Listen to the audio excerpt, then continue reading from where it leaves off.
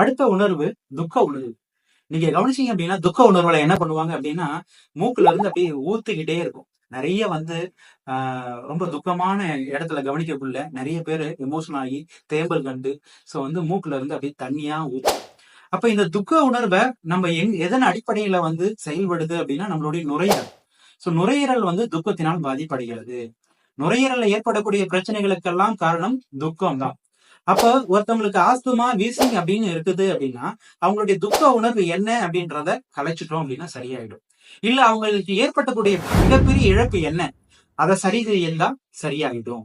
அப்ப அவங்களுடைய உணர்வு ரீதியாக இந்த குணம் மாறிச்சு அப்படின்னா அவங்களுடைய உடல் ரீதியாக இருக்கக்கூடிய இந்த ஆஸ்துமா வீசிங் இதெல்லாம் சரியாயிடும்.